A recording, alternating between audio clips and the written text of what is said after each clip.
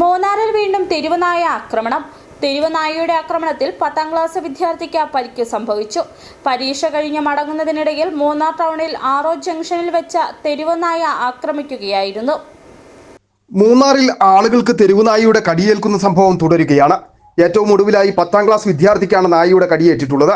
പരീക്ഷ കഴിഞ്ഞ് മടങ്ങുന്ന വഴിയായിരുന്നു വിദ്യാർത്ഥിയെ മൂന്നാർ ടൗണിൽ ആറോ ജംഗ്ഷനിൽ വെച്ച് നായ ആക്രമിക്കുകയായിരുന്നു. നായയുടെ ആക്രമണത്തിൽ വിദ്യാർത്ഥിയുടെ ദേഹത്ത് പരിക്ക് സംഭവിച്ചു. മൂന്നാർ സർക്കാർ ഹൈസ്കൂളിലെ വിദ്യാർത്ഥിക്കാണ് തെരുവുനായയുടെ ആക്രമണത്തിൽ പരിക്കേറ്റത്. സ്കൂൾ പരിസരത്ത് തെരുവുനായ ശല്യം രൂക്ഷമാണെന്നും പ്രധാനാധ്യാപിക എസ് ജയലക്ഷ്മി പറയുന്നു. നമ്മുടെ സ്കൂളിന്റെ പരിസരത്തും സ്കൂളിന്റെ അകത്തും പുറത്തും റോഡ് സൈഡിലും എല്ലാം തെരുവുനായകളുടെ ഭയങ്കര ശല്യമാണ്.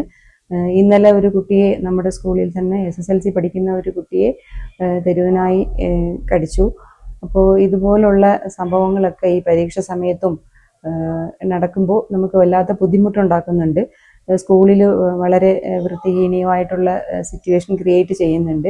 അപ്പോൾ അത് നമുക്ക് ഈ കുട്ടികളെ, ചെറിയ കുട്ടികൾ മുതൽ IED കുട്ടികളൊക്കെ കൂടുതൽ പഠിക്കുന്ന സ്കൂളാണ് നമ്മുടെ സ്കൂള്.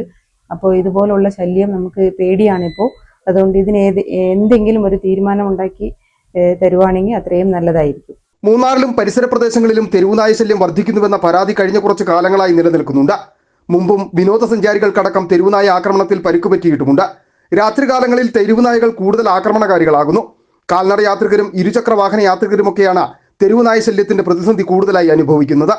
നായ്ക്കളെ ഭയന്ന് മാത്രമേ രാത്രികാലങ്ങളിൽ ആളുകൾക്ക് സഞ്ചരിക്കുവാൻ കഴിയൂ. വിദേശ വിനോദസഞ്ചാരികളടക്കം എത്തുന്ന സംസ്ഥാനത്തെ പ്രധാന വിനോദസഞ്ചാര കേന്ദ്രമെന്ന നിലയിൽ മൂന്നാറിലെ തെരുവുനായ ശല്യത്തിന് ശാശ്വതമായ പരിഹാരം കാണണമെന്നാണ് ഉയരുന്ന ആവശ്യം. City vision, Munnar.